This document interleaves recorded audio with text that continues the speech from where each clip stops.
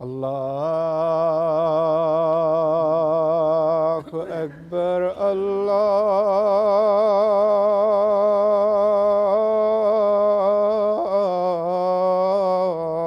الله أكبر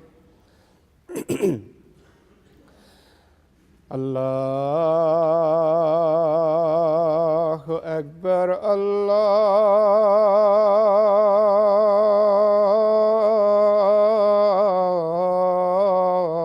الله أكبر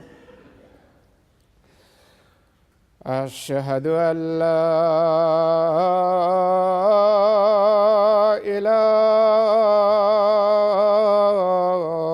إله إلا الله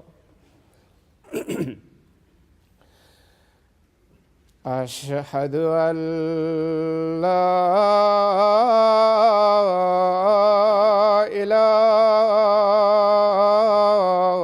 إله إلا الله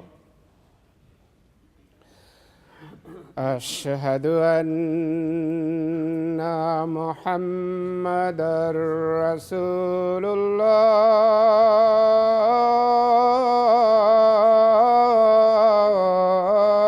الله أشهد أن محمدًا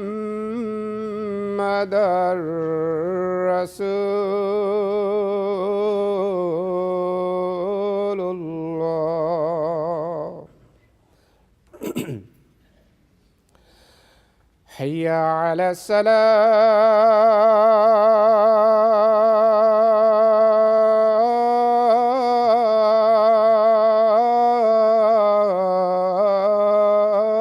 الصلاة حي على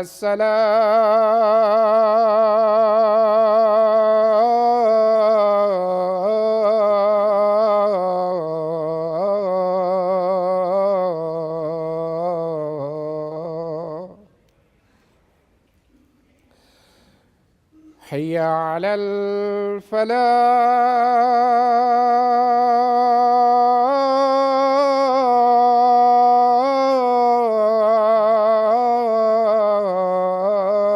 الفلاح حي على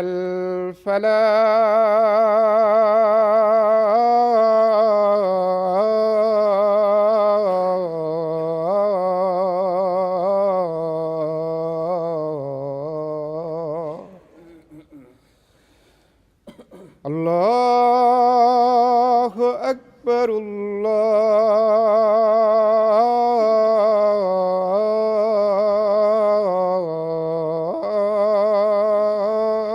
الله أكبر لا إله إلا الله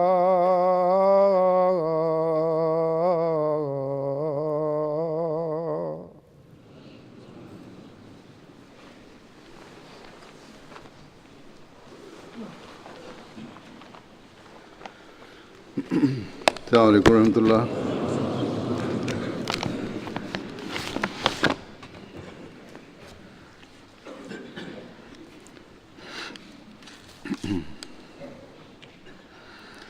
أشهد أن لا إله إلا الله وحده لا شريك له وأشهد أن محمدًا عبده ورسوله أما بعد فأعوذ بالله من الشيطان الرجيم بسم الله الرحمن الرحيم الحمد لله رب العالمين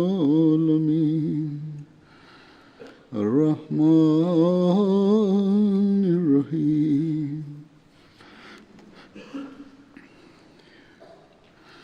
مالك يوم الدين إياك نعبد وإياك نستعين اهدنا الصراط المستقيم صراط الذين أنعمت عليهم غير المغضوب عليهم ولا الضالين.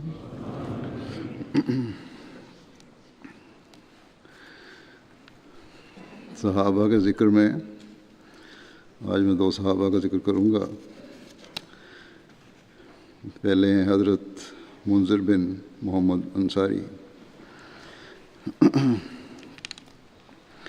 حضرت منذر بن محمد کا تعلق قبیلہ بنو جہجبہ سے تھا. مدینہ تشریف لانے کے بعد حضرت صلی اللہ علیہ وسلم نے حضرت منذر بن محمد اور طفیل بن حارث کے درمیان مواخات قائم فرمائی تھی.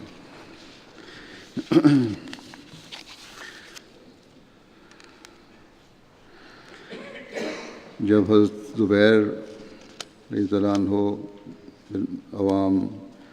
عوام حضرت حاتب بن ابی بلتا اور حضرت ابو سیرہ بن ابی رحم مکہ سے ہجرت کر کے مدینہ آئے تو انہوں نے حضرت منذر بن محمد کے گھر قیام کیا.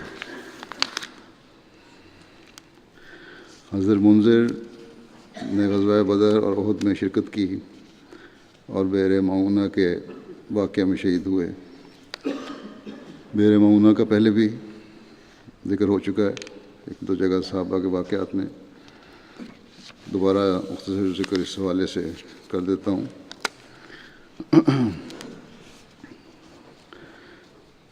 حضرت منذر کی شہادت کی تفصیل سیرت خاتم النبیین میں حضرت مرزا بشیر احمد صاحب نے جو لکھی ہے اس میں لکھا ہے کہ حضرت صلی اللہ علیہ وسلم نے صفر 4 ہجری میں منذر بن عمر انصاری کی امارت میں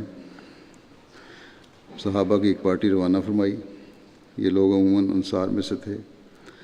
ان کی تعداد 70 تھی. سارے کے سارے قاری تھے یعنی قرآن خواں تھے جو دن کے وقت جنگل سے لکڑیاں جمع کرتے, ان کی قیمت لڑکیاں بیچتے اور پھر اپنا پیٹ پالتے. رات کا بہت سا حصہ عبادت میں گزارتے تھے. جب یہ لوگ اس مقام پر پہنچے جو ایک کنویں کی وجہ سے بئر معونہ کے نام سے مشہور تھا, تو اس میں ان میں سے ایک شخص حرام بن ملحان جو انس بن مالک کے ماموں تھے, حضرت صلی اللہ علیہ وسلم کی طرف سے دعوت اسلام کا پیغام لے کر قبیلہ عامر کے رئیس اور ابو برا عامر کے بھتیجے عامر بن طفیل کے پاس آگے گئے. باقی صحابہ پیچھے رہے. جب حرام بن ملحان حضرت صلی اللہ علیہ وسلم کے ایلچی کے طور پر عامر بن طفیل اور ان کے ساتھیوں کے پاس پہنچے تو انہوں نے شروع میں تو منافقانہ طور پر بڑی آؤ بھگت کی, اور جب وہ مطمئن ہو کر بیٹھ گئے یہ اسلام کا پیغام پہنچانے والے اور اسلام کی تبلیغ کرنے لگے, تو ان میں سے بعض شریروں نے کسی آدمی کو اشارہ کیا اور اس نے اس بے گناہ ایلچی کو پیچھے کی طرف سے نیزے کا وار کر کے وہیں ڈھیر کر دیا. اس وقت حرام بن ملحان کی زبان پر الفاظ تھے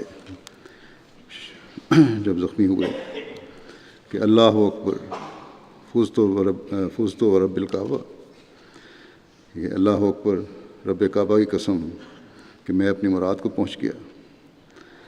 عامر بن طفیل نے حضرت صلی اللہ علیہ وسلم کے ایلچی کے قتل پر ہی اکتفا نہیں کیا, بلکہ اس کے بعد اپنے قبیلہ بنو عامر کے لوگوں کو اکسایا کہ وہ مسلمانوں کی بقیہ جماعت پر حملہ کریں، مگر انہوں نے اس بات سے انکار کیا اور کہا کہ ہم ابو برا کی ذمہ داری کے ہوتے ہوئے مسلمانوں پر حملہ نہیں کریں گے۔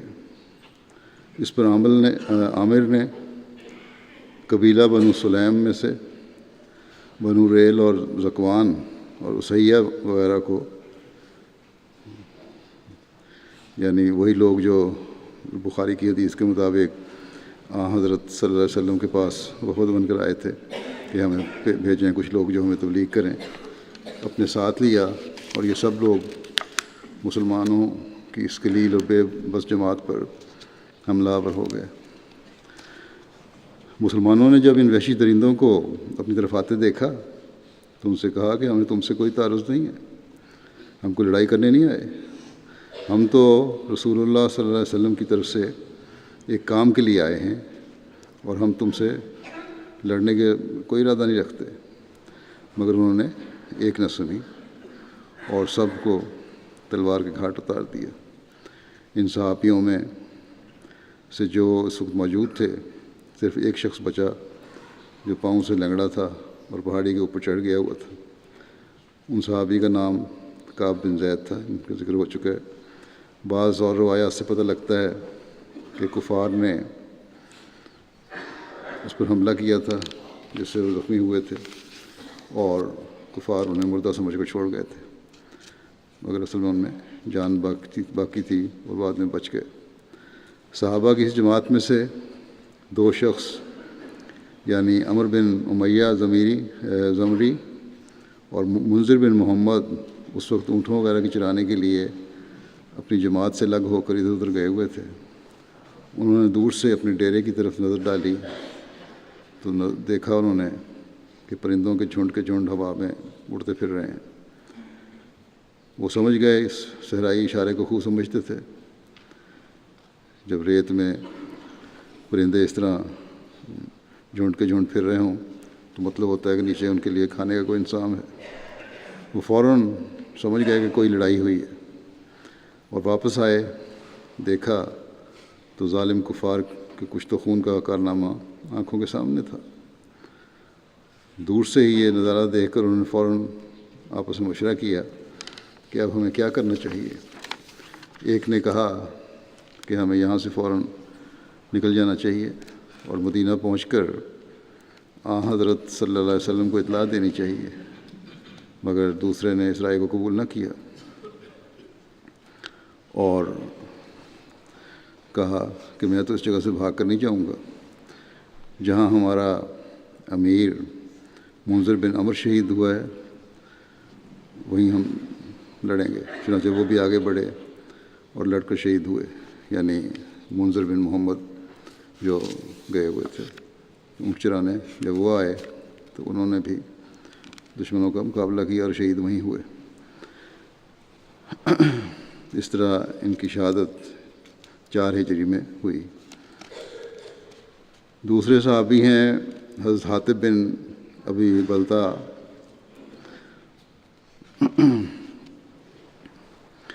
ان کا تعلق قبیلہ لخم سے تھا۔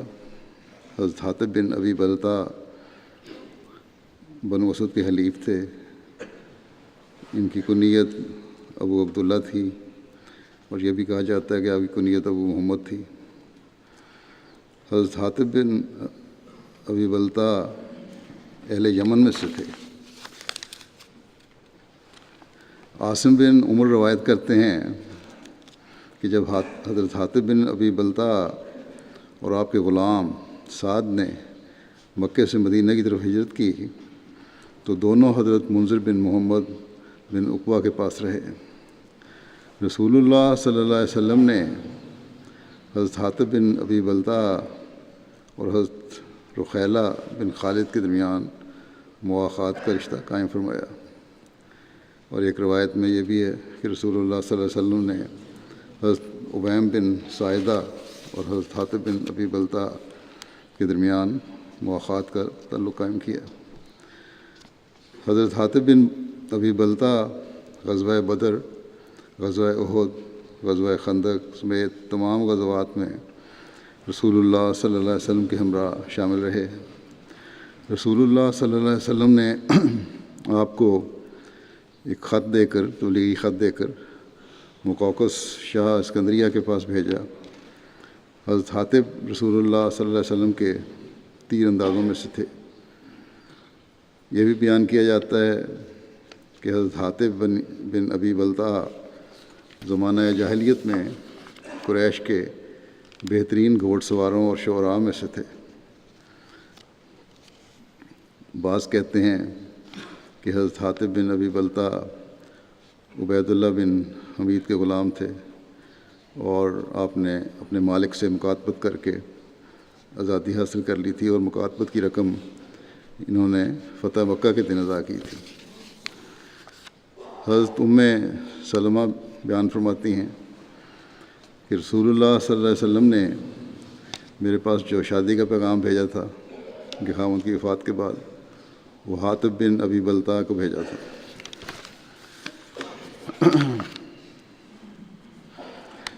ایک روایت میں آتا ہے حضرت انس بن مالک نے حاطب بن ابی بلتع سے سنا کہ وہ کہتے تھے کہ نبی صلی اللہ علیہ وسلم احد کے دن میری طرف متوجہ ہوئے، آپ تکلیف میں تھے۔ حضرت جب قریب گئے جنگ کے بعد کہ ذرا بہتر ہوئے حالات، حضرت علی حضرت صلی اللہ علیہ وسلم جو تکلیف میں تھے، حضرت علی کے ہاتھ میں پانی کا برتن تھا، اور رسول اللہ صلی اللہ علیہ وسلم اس پانی سے اپنا چہرہ دھو رہے تھے۔ حاطب نے آپ سے پوچھا کہ آپ کے ساتھ یہ کس نے کیا ہے؟ آپ صلی اللہ علیہ وسلم نے فرمایا، عتبہ بن ابی وقاص نے میرے چہرے پر پتھر مارا ہے۔ حضرت حاطب کہتے ہیں کہ میں نے کہا کہ میں نے یہ آواز پہاڑی پر سنی تھی کہ محمد صلی اللہ علیہ وسلم قتل کر دیے گئے، اور اس آواز کو سن کر میں اس حالت میں یہاں آیا ہوں گویا کہ میری روح نکل رہی ہے، میری جان نکل رہی ہے، لگتا ہے جسم میں جان نہیں۔ حضرت حاطب نے پوچھا، پھر حضرت صلی اللہ علیہ وسلم سے عرض کیا کہ عتبہ کہاں ہے؟ آپ صلی اللہ علیہ وسلم نے اشارہ کیا ایک طرف کہ فلاں طرف ہے۔ حضرت حاطب اس کی طرف گئے، وہاں کہیں چھپا ہوا تھا، یہاں تک کہ آپ نے اسے قابو میں کرنے میں کامیاب ہو گئے۔ حضرت حاطب نے تلوار کے وار سے اس کا سر اتار دیا، پھر آپ اس کا سر اور سامان اور اس کا گھوڑا پکڑ کر نبی کریم صلی اللہ علیہ وسلم کے پاس لے آئے۔ آپ صلی اللہ علیہ وسلم نے حضرت حاطب کو دے دیا وہ سارا کچھ سامان، اور حضرت حاطب کے لیے دعا کی۔ آپ نے فرمایا، اللہ تجھ سے راضی ہو، اللہ تجھ سے راضی ہو، دو دفعہ فرمایا۔ حضرت حاطب بن ابی بلتع کی وفات 30 ہجری میں مدینہ میں 65 سال کی عمر میں ہوئی۔ حضرت عثمان نے آپ کی نماز جنازہ پڑھائی۔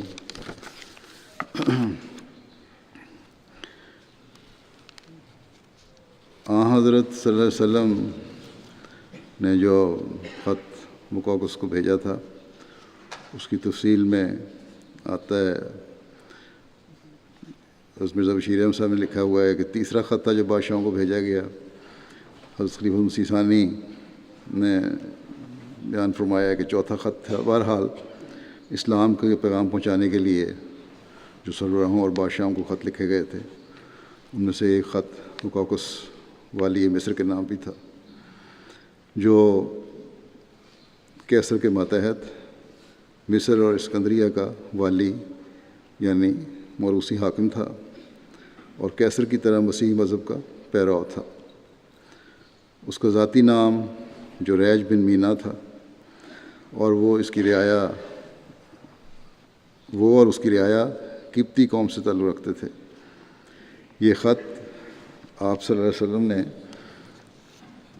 اپنے صحابی حاطب بن ابی بلتع کے ہاتھ بھجوایا، اور اس خط کے الفاظ یہ تھے،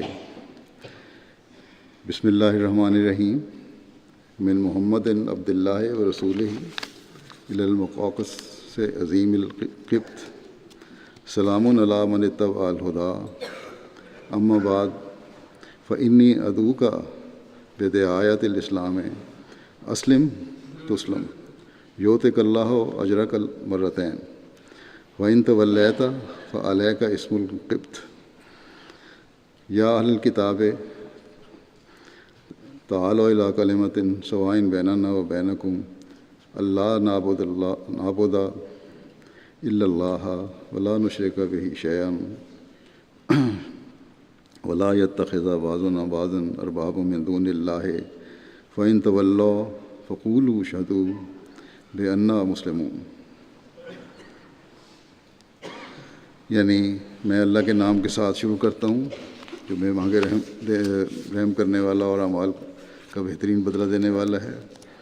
یہ خط محمد خدا کے بندے اور اس کے رسول کی طرف سے قبطیوں کے رئیس مقوقس کے نام ہے. سلامتی ہو اس شخص پر جو ہدایت کو قبول کرتا ہے. اس کے بعد اے والی مصر، میں آپ کو اسلام کی ہدایت کی طرف بلاتا ہوں. مسلمان ہو کر خدا کی سلامتی کو قبول کرو کہ اب صرف یہی نجات کا رستہ ہے. اللہ تعالیٰ آپ کو دوہرا اجر دے گا، لیکن اگر آپ نے روگردانی کی تو علاوہ خدا آپ کے اپنے گناہ کے قبطیوں کا گناہ بھی آپ کی گردن پر ہوگا. اور اے اہل کتاب، اس کلمے کی طرف تو آ جاؤ جو تمہارے اور ہمارے درمیان مشترک ہے، یعنی ہم خدا کے سوا کسی کی عبادت نہ کریں اور کسی صورت میں خدا کا کوئی شریک نہ ٹھہرائیں، اور خدا کو چھوڑ کر اپنے میں سے ہی کسی کو اپنا آقا اور حاجت روا نہ گردانیں. پھر اگر ان لوگوں نے روگردانی کی تو ان سے کہہ دو کہ گواہ رہو کہ ہم تو بہرحال خدائے واحد کے فرمانبردار بندے ہیں. یہ خط تھا جو آپ نے بادشاہ کو بھیجا، اس والی کو بھیجا.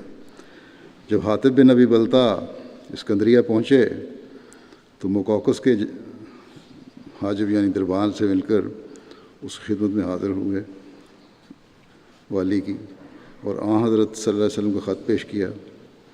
مقوقس نے خط پڑھا اور پھر حاطب بن ابی بلتع سے مخاطب ہو کر نیم مذاکیہ رنگ میں کہا کہ اگر تمہارا یہ صاحب یعنی حضرت صلی اللہ علیہ وسلم واقعی خدا کا نبی ہے تو اس خط کے بھجوانے کے بجائے اس نے میرے خلاف خدا سے یہ دعا ہی کیوں نہ کی کہ خدا اسے مجھ پر مسلط کر دے، یعنی حضرت صلی اللہ علیہ وسلم کو اس والی پر مسلط کر دے. خاطب نے جواب دیا کہ اگر یہ اعتراض درست ہے تم کر رہے ہو تو وہ حضرت عیسیٰ پر بھی پڑتا ہے یہ اعتراض کہ انہوں نے اپنے مخالفوں کے خلاف اس قسم کی دعا کیوں نہیں کی تھی. پھر حاطب نے مقوقس کو از راہ نصیحت کہا کہ آپ سنجیدگی کے ساتھ غور فرمائیں، کیونکہ اس سے پہلے آپ کے اسی ملک مصر میں ایک ایسا شخص یعنی فرعون گزر چکا ہے جو یہ دعویٰ کرتا تھا کہ وہی ساری دنیا کا رب اور حاکم اعلیٰ ہے، جس پر خدا نے اسے ایسا پکڑا کہ وہ اگلوں اور پچھلوں کے لیے عبرت بن گیا. بس میں آپ سے مخلصانہ طور پر عرض کروں گا کہ آپ دوسروں کے حالات سے عبرت پکڑیں اور ایسے نہ بنیں کہ دوسرے لوگ آپ کے حالات سے عبرت پکڑیں. مقوقس نے کہا بات یہ ہے کہ والی نے جب دیکھا کہ اتنی جرات سے بول رہے ہیں تو کہنے لگا بات یہ ہے کہ ہمیں پہلے سے ایک دین حاصل ہے، اس لیے جب تک ہمیں اس سے کوئی بہتر دین نہ ملے ہم اسے نہیں چھوڑ سکتے، یعنی عیسائیت کو نہیں چھوڑ سکتے. حاطب رضی اللہ تعالیٰ عنہ نے جواب دیا کہ اسلام وہ دین ہے جو سب دوسرے دینوں سے غنی کر دیتا ہے، آخری دین ہے اور سب دین اس میں سمٹ گئے ہیں، لیکن وہ یقیناً آپ کو اس بات سے نہیں روکتا کہ آپ حضرت مسیح ناصری پر بھی ایمان لائیں، بلکہ وہ سب سچے نبیوں پر ایمان لانے کی تلقین کرتا ہے. اور جس طرح حضرت موسیٰ نے حضرت عیسیٰ کی بشارت دی تھی، اسی طرح حضرت عیسیٰ نے ہمارے نبی صلی اللہ علیہ وسلم کی بشارت بھی دی ہے. اس پر مقوقس کچھ سوچ میں پڑھ کر خاموش ہو گیا. مگر اس کے بعد ایک دوسری مجلس میں جب کہ بعض بڑے بڑے پادری بھی موجود تھے، مقوقس نے حاطب سے پھر کہا کہ میں نے سنا ہے کہ تمہارے نبی اپنے وطن سے نکالے گئے تھے. انہوں نے اس موقع پر اپنے نکالنے والوں کے خلاف بددعا کیوں نہ کی کہ جب تمہارے نبی اپنے وطن سے نکالے گئے مکے سے تو انہوں نے اس موقع پر بد دعا کیوں نہ کی ان لوگوں کے خلاف جنہوں نے نکالا تھا، تاکہ وہ لوگ ہلاک کر دیے جاتے اور نبی امن میں رہتے۔ حاطب نے یہ بات سنی تو اس کو جواب دیا والی کو کہ ہمارے نبی تو صرف وطن سے نکلنے پر مجبور ہوئے تھے، مگر آپ کے مسیح کو تو یہودیوں نے پکڑ کر سولی کے ذریعے ختم ہی کر دینا چاہا، مگر پھر بھی وہ اپنے مخالفوں کے خلاف بد دعا کر کے انہیں ہلاک نہ کر سکے۔ مقوقس نے متاثر ہو کر جواب جب سنا تو متاثر ہوا، کہنے لگا کہ تم بے شک ایک عقل مند انسان ہو اور ایک دانا انسان کی طرف سے سفیر بن کر آئے ہو۔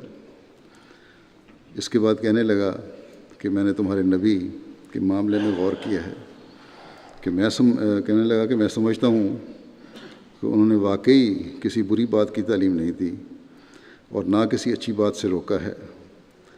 پھر اس نے حضرت صلی اللہ علیہ وسلم کا خط ایک ہاتھی دانت کی ڈبیا میں رکھ کر اس پر اپنی مہر لگائی اور اسے حفاظت کے لیے اپنے گھر کی ایک معتبر لڑکی کے سپرد کر دیا۔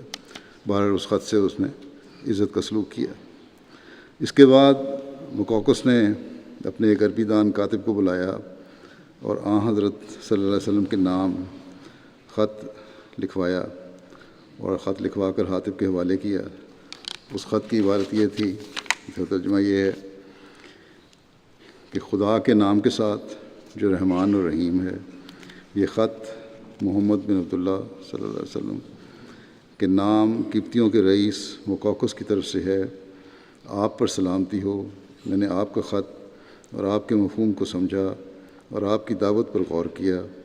میں یہ ضرور جانتا تھا کہ ایک نبی مبعوث ہونے والا ہے، مگر میں خیال کرتا تھا کہ وہ ملک شام میں پیدا ہوگا، نہ کہ عرب میں، اور میں آپ کے سفیر کے ساتھ عزت سے پیش آیا ہوں، اور میں اس کے ساتھ 2 لڑکیاں بھجوا رہا ہوں جنہیں قبطی قوم میں بڑا درجہ حاصل ہے۔ ان لڑکیوں کو اعلیٰ خاندان کی لڑکیاں ہیں یہ، اور میں کچھ پارچات بھی بھجوا رہا ہوں اور آپ کی سواری کے لیے خچر بھی بھجوا رہا ہوں۔ والسلام۔ اس کے بعد اس کے دستخط۔ اس خط سے ظاہر ہے کہ مقوقس مصر حضرت صلی اللہ علیہ وسلم کے ایلچی کے ساتھ عزت سے پیش آیا اور اس نے آپ صلی اللہ علیہ وسلم کے دعوے میں ایک حد تک دلچسپی بھی لی، مگر بہرحال اس نے اسلام قبول نہیں کیا، اور دوسری روایتوں سے پتہ لگتا ہے کہ عیسائی مذہب پر ہی اس کی وفات ہوئی۔ اس کی گفتگو کے انداز سے یہ بھی پتہ لگتا ہے کہ وہ بے شک مذہبی امور میں دلچسپی تو لیتا تھا، مگر جو سنجیدگی اس معاملے میں ضروری ہے وہ اسے حاصل نہیں تھی۔ اس لیے اس نے بظاہر مؤدبانہ رنگ رکھتے ہوئے بھی حضرت صلی اللہ علیہ وسلم کی دعوت کو ٹال دیا۔ جو 2 لڑکیاں مقوقس نے بھجوائی تھیں ان میں سے ایک کا نام ماریا اور دوسری کا نام سیرین تھا، اور یہ دونوں آپس میں بہنیں تھیں، اور جیسا کہ مقوقس نے اپنے خط میں لکھا تھا وہ قبطی قوم میں سے تھیں، اور یہ وہی قوم ہے جس سے خود مقوقس کا تعلق تھا، اور یہ لڑکیاں عام لوگوں میں سے نہیں تھیں، بلکہ مقوقس کی اپنی تحریر کے مطابق انہیں قبطی قوم میں بڑا درجہ حاصل تھا۔ حضرت مرزا بشیر احمد صاحب نے لکھا ہے کہ دراصل معلوم ہوتا ہے کہ مصریوں میں یہ پرانا دستور تھا کہ اپنے ایسے معزز مہمانوں کو جن کے ساتھ وہ تعلقات کو بڑھانا چاہتے تھے، رشتے کے لیے اپنے خاندان یا اپنی قوم کی شریف لڑکیاں پیش کر دیتے تھے تاکہ ان سے شادی ہو جائے۔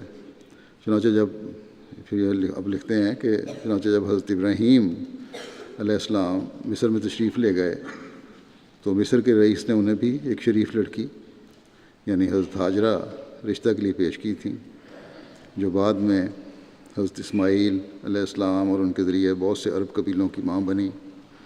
بہرحال مقوقس کی بھجوائی ہوئی لڑکیوں کے مدینہ پہنچنے پر حضرت صلی اللہ علیہ وسلم نے حضرت ماریہ قبطیہ تھیں کو خود اپنے عقد میں لے لیا اور ان کی بہن سیرین کو عرب کے مشہور شاعر حسان بن ثابت کے عقد میں دے دیا۔ یہ ماریہ وہی مبارک خاتون ہیں جن کے بطن سے حضرت صلی اللہ علیہ وسلم کے صاحبزادے حضرت ابراہیم پیدا ہوئے، جو زمانہ نبوت کی گویا واحد اولاد تھی۔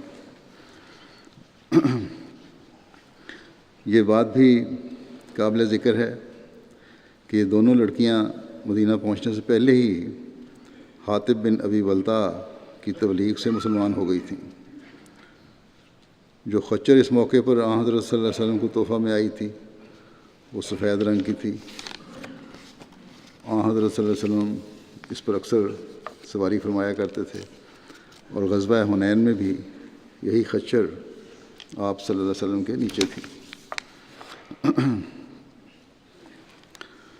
جو خط مقوقس کو لکھا گیا تھا اس کے بارے میں حضرت مسلم موعود رضی اللہ عنہ نے یہ بات شاید بیان فرمائی ہے کہ یہ خط بیان ہی وہی ہے، اسی طرح کا خط ہے، وہی الفاظ ہیں جو روم کے بادشاہ کو لکھا گیا تھا۔ صرف یہ فرق ہے کہ اس میں یہ لکھا تھا کہ اگر تم نہ مانیں تو رومی رعایا کے گناہوں کا بوجھ بھی تم پر ہوگا، اور اس میں یہ تھا کہ قبطیوں کے گناہوں کا بوجھ تم پر ہوگا۔ جب حاطب رضی اللہ عنہ مصر پہنچے تو اس وقت مقوقس اپنی دارالحکومت میں نہیں تھا، بلکہ اسکندریہ میں تھا۔ حاطب اسکندریہ گئے جہاں بادشاہ نے سمندر کے کنارے ایک مجلس لگائی ہوئی تھی۔ حاطب بھی ایک کشتی میں، ہو سکتا ہے وہ جزیرہ ہو وہاں کہیں، کشتی میں سوار ہو کر اس مقام تک گئے، اور چونکہ ارد گرد پہرا تھا انہوں نے دور سے خط کو بلند کر کے آوازیں دینی شروع کی۔ بادشاہ نے حکم دیا کہ اس شخص کو لایا جائے اور پھر ان کی خدمت پیش کیا جائے۔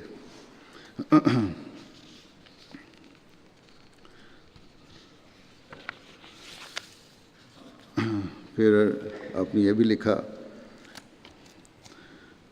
کہ حاطب نے اس مقوقس کو یہ بھی کہا کہ خدا کی قسم موسیٰ نے عیسیٰ کے متعلق ایسی خبریں نہیں دی جیسی عیسیٰ نے محمد صلی اللہ علیہ وسلم کے متعلق دی ہیں، اور ہم تمہیں اسی طرح محمد رسول اللہ صلی اللہ علیہ وسلم کی طرف بلاتے ہیں جس طرح تم لوگ یہودیوں کو عیسیٰ کی طرف بلاتے ہو۔ ہر نبی کی ایک امت ہوتی ہے۔ پھر کہنے لگے کہ ہر نبی کی ایک امت ہوتی ہے اور اس کا فرض ہوتا ہے کہ اس کی اطاعت کرے۔ پس جب کہ تم نے اس نبی کا زمانہ پایا ہے جس کو اللہ تعالیٰ نے تمام دنیا کے لیے نبی بنا کے بھیجا ہے، تو تمہارا فرض ہے کہ اس کو قبول کرو، اور ہمارا دین تم کو مسیح کی اتباع سے روکتا نہیں، بلکہ ہم تو دوسروں کو بھی حکم دیتے ہیں کہ وہ مسیح پر ایمان لائیں۔ یہ وہ لوگ تھے جو بڑی جرت سے اور بڑی حکمت سے تبلیغ کا فریضہ انجام دیتے تھے۔ کوئی حاکم ہے یا والی ہے یا بادشاہ ہے، کسی کے سامنے کبھی خوف نہیں ہوا ان کو۔ پھر جو واقعہ آتا ہے عورت کے خط جانے کا مکہ والوں کی طرف، یہ حاطب بن ابی بلتع ہی تھے جنہوں نے اس عورت کو مکہ والوں کو کے لیے خط بھیجا تھا اور آپ صلی اللہ علیہ وسلم کے آنے کا اطلاع دی تھی۔ چنانچہ روایات میں آتا ہے کہ رسول اللہ صلی اللہ علیہ وسلم نے جب فتح مکہ کے لیے لشکر کے ساتھ کوچ فرمایا تو اس وقت آپ صلی اللہ علیہ وسلم ایک صحابی حضرت حاطب رضی اللہ عنہ بن ابی بلتع، آپ کے ایک صحابی حضرت حاطب بن ابی بلتع نے قریش مکہ کو ایک عورت کے ہاتھ خط بھیجا۔ اس واقعہ کی تفصیل سے قبل امام بخاری نے یہ قرآنی آیت لکھی ہے کہ لا تتخذوا، اس کا بیان کر رہے ہیں حضرت بخاری کے شرح کے حوالے سے حضرت سید زین العابدین شاہ صاحب۔ یہ قرآنی آیت لکھی ہے امام بخاری نے کہ لا تتخذوا عدوی و عدوکم اولیاء، لا تتخذوا عدوی و عدوکم اولیاء، کہ اے لوگو جو ایمان لائے ہو، میرے دشمن اور اپنے دشمن کو کبھی دوست نہ بناؤ۔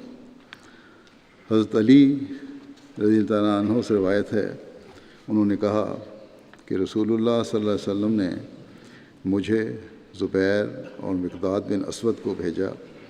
آپ نے فرمایا تم چلے جاؤ، جب تم روضہ خاخ ایک جگہ ہے وہاں پہنچو تو وہاں ایک شتر سوار عورت ہوگی اور اس کے پاس ایک خط ہے، تم وہ خط اس سے لے لو۔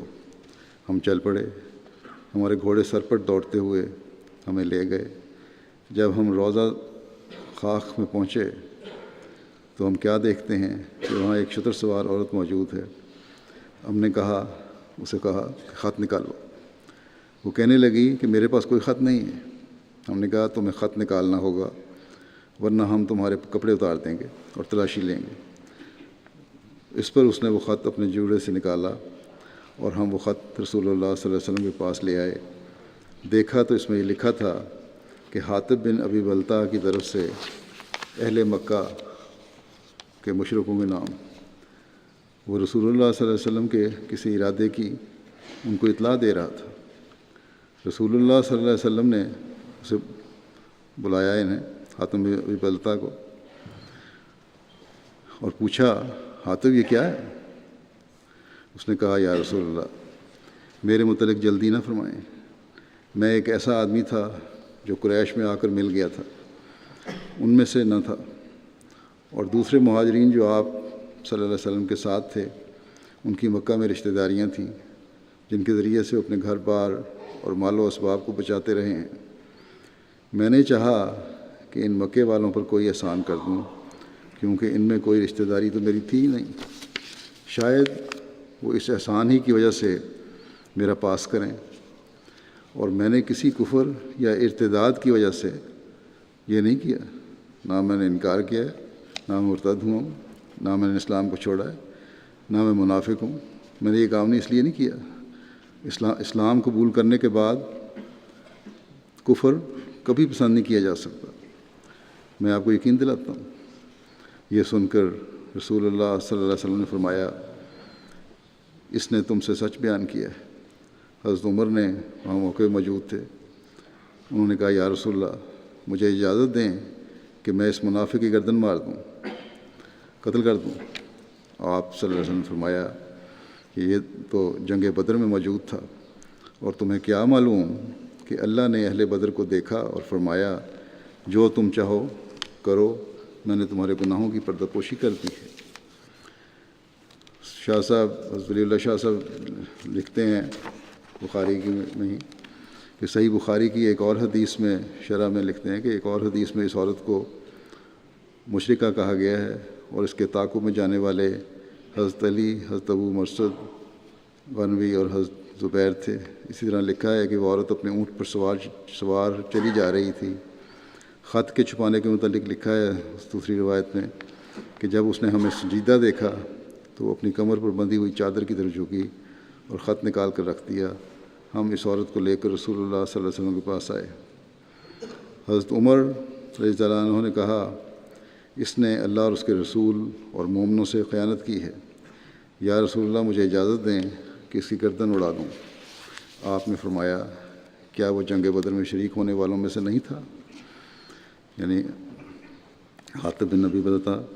آپ نے فرمایا امید ہے اللہ نے اہل بدر کو دیکھا ہو اور یہ کہا ہو جو تم چاہو کرو، تمہارے لیے جنت ہو چکی، یا فرمایا میں نے تمہاری پردہ پوشی کر کے تم کو معاف کر دیا ہے۔ یہ سن کر حضرت عمر کی آنکھوں سے آنسو جاری ہو گئے اور کہنے لگے اللہ اور اس کا رسول بہتر جانتے ہیں۔ حضرت ابو بکر نے بھی حضرت حاطب کو مقوقس کے پاس مصر بھیجا تھا اور ایک معاہدہ ترتیب دیا تھا جو حضرت عمر بن عاص کے مصر پر حملہ تک طرفین کے درمیان قائم رہا، ایک امن کا معاہدہ تھا۔ حضرت حاطب کے بارے میں آتا ہے کہ حضرت حاطب خوبصورت جسم کے مالک تھے، ہلکی داڑھی تھی، گردن جھکی ہوئی تھی، پست کامتی کی طرف مائل اور موٹی انگلیوں والے تھے۔ یعقوب بن عتبہ سے مروی ہے کہ حضرت حاطب بن ابی بلتع نے اپنی وفات کے دن 4000 درہم اور دینار چھوڑے. آپ غلہ وغیرہ کے تاجر تھے اور آپ نے اپنا ترکہ مدینہ میں چھوڑا. حضرت جابر سے روایت ہے کہ ایک مرتبہ حضرت حاطب کا غلام رسول اللہ صلی اللہ علیہ وسلم کے پاس آپ کی شکایت لے کر آیا، اپنے مالک کی شکایت لے کر آیا حضرت حاطب کی. غلام نے کہا کہ اے اللہ کے رسول، حاطب ضرور جہنم میں داخل ہوگا، کوئی سخت سست کہا ہوگا اس کو. اس پر رسول اللہ صلی اللہ علیہ وسلم نے فرمایا کہ تو نے جھوٹ بولا ہے، وہ اس میں ہرگز داخل نہیں ہوگا، کیونکہ وہ غزوہ بدر اور صلح حدیبیہ میں شامل ہوا تھا. جیسا کہ بتایا گیا کہ حضرت حاطب جو تھے وہ تاجر بھی تھے، منڈی میں مال فروخت کیا کرتے تھے، اور مال فروخت کرنے اور قیمتوں کے مقرر کرنے کی جو اسلامی تعلیم ہے وہ کیا ہے، اس کا ذکر کرتے ہوئے ان کے حوالے سے حضرت مسلم موعود نے بات بیان فرمائی ہے. اب فرماتے ہیں کہ رسول کریم صلی اللہ علیہ وسلم کے زمانے سے مدینہ منورہ میں قیمتوں پر اسلامی حکومت تصرف رکھتی تھی، یعنی جو مارکیٹ کی قیمتیں ہوتی تھیں اسلامی حکومت وہ قیمتیں مقرر کرتی تھی. چنانچہ حدیثوں میں آتا ہے کہ حضرت عمر رضی اللہ تعالیٰ عنہ ایک دفعہ مدینہ کے بازار میں پھر رہے تھے کہ آپ نے دیکھا کہ ایک شخص حاطب بن ابی بلتع المصلہ نامی بازار میں 2 بورے سوکھے انگوروں کے رکھے بیٹھے تھے. سوکھے انگور کہہ لیں یا بعض جگہ کشمش لکھا ہوا ہے. حضرت عمر نے ان سے بھاؤ دریافت کیا تو انہوں نے 1 درہم کے 2 مد بتائے کہ 1 درہم میں 2 مد آتے ہیں. یہ بھاؤ جو تھا، یہ قیمت جو تھی بازار کے عام قیمت سے سستا تھا. اس پر حضرت عمر نے ان کو حکم دیا کہ اپنے گھر جا کر فروخت کریں، مگر کیونکہ بہت سستا ہے، مگر بازار میں وہ اس قدر سستے نرخ پر فروخت نہیں کرنے دیں گے، کیونکہ اس سے بازار کا بھاؤ خراب ہوتا ہے اور لوگوں کو بازار والوں پر بدظنی پیدا ہوتی ہے. دوسرے لوگ جو زیادہ قیمت ہے مارکیٹ کی، اس پہ پھر لوگ کہیں گے کہ وہ ہمارے سے ناجائز قیمت لے رہے ہیں. حضرت مسلم لکھتے ہیں کہ فقہاء نے اس پر بڑی بحثیں کی ہیں. بعض نے ایسی روایات بھی نقل کی ہیں کہ بعد میں حضرت عمر نے اپنے اس خیال سے رجوع کر لیا تھا. لیکن بہرحال یہ بات ہے کہ بالعموم فقہاء نے حضرت عمر کی رائے کو ایک قابل عمل اصل کے طور پر تسلیم کیا ہے، اور انہوں نے لکھا ہے کہ اسلامی حکومت کا یہ فرض ہے کہ وہ ریٹ مقرر کرے، بازار کی قیمتیں مقرر کرے، ورنہ قوم کے اخلاق اور دیانت میں فرق پڑ جائے گا. مگر یہ امر یاد رکھنا چاہیے کہ اس جگہ انہی اشیاء کا ذکر ہے جو منڈی میں لائی جائیں، کھلی لا کے مارکیٹ میں فروخت کی جائیں. جو اشیاء منڈی میں نہیں لائی جاتی اور انفرادی حیثیت رکھتی ہیں ان کا یہاں ذکر نہیں ہے. بس جو چیزیں منڈی میں لائی جاتی ہیں اور فروخت کی جاتی ہیں ان کے متعلق اسلام کا یہ واضح حکم ہے کہ ایک ریٹ مقرر ہونا چاہیے، قیمت مقرر ہونی چاہیے، تاکہ کوئی دکاندار قیمت میں کمی بیشی نہ کر سکے. چنانچہ بعض آثار اور احادیث میں فقہاء لکھی ہیں جس میں اس کی تائید کی ہے. حکومت کے نظام کے تحت چراگاہ اور وہاں پانی کے لیے کنویں کھدوانے کا کام بھی اسلامی حکومت کا کام ہے. اس بارے میں یہ بھی ایک دفعہ حضرت صلی اللہ علیہ وسلم نے حضرت حاطب سے کروایا تھا. چنانچہ روایت میں آتا ہے کہ غزوہ بنو مستلق سے واپسی پر رسول اللہ صلی اللہ علیہ وسلم نکی کے مقام سے گزرے تو وہاں وسیع علاقہ اور گھاس دیکھی. بہت بڑا علاقہ تھا اور ہر جگہ بڑا سبز علاقہ تھا اور بہت سے کنویں بھی تھے وہاں، زمین کا پانی بھی اچھا تھا. آپ صلی اللہ علیہ وسلم نے ان کنوؤں کے پانی کے متعلق پوچھا تو عرض کیا گیا کہ اے اللہ کے رسول، پانی تو بڑا اچھا ہے یہ، لیکن جب ہم ان کنوؤں کی تعریف کرتے ہیں تو ان کا پانی کم ہو جاتا ہے اور کنویں بیٹھ جاتے ہیں.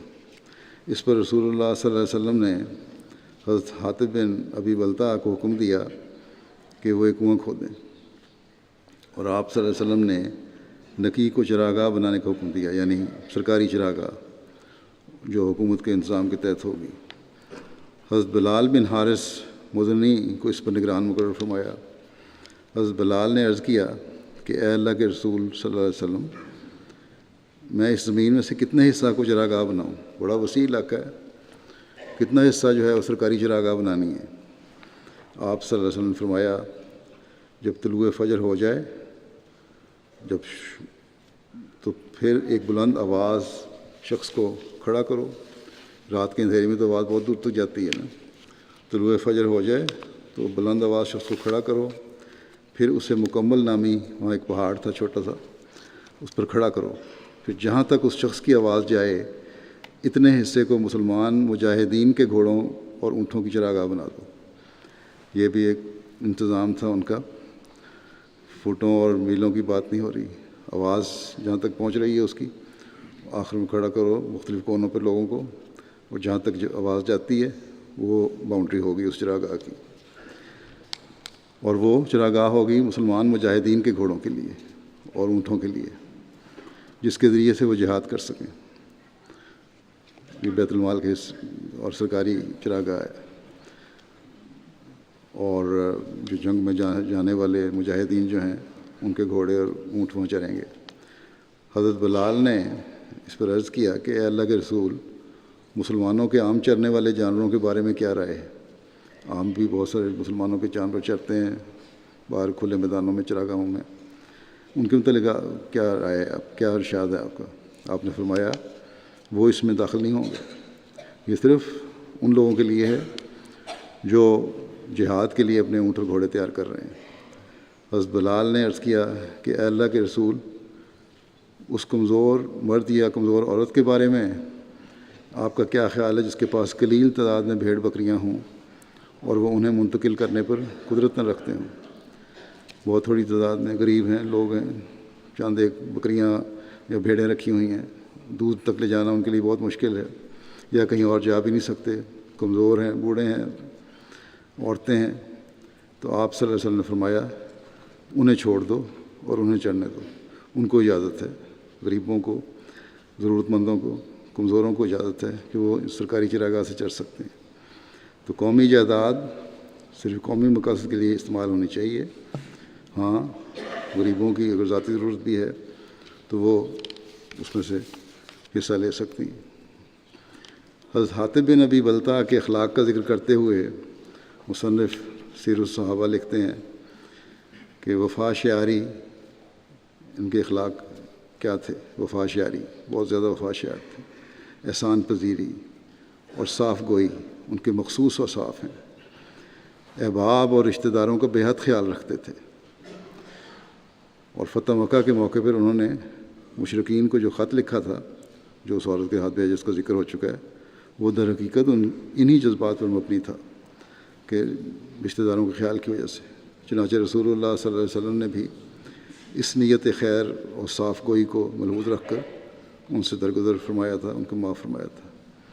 اللہ تعالیٰ ان صحابہ کے اعلیٰ خصوصیات کا حامل ہمیں بھی بنائے اور ان کے درجات بلند کرتا جائے۔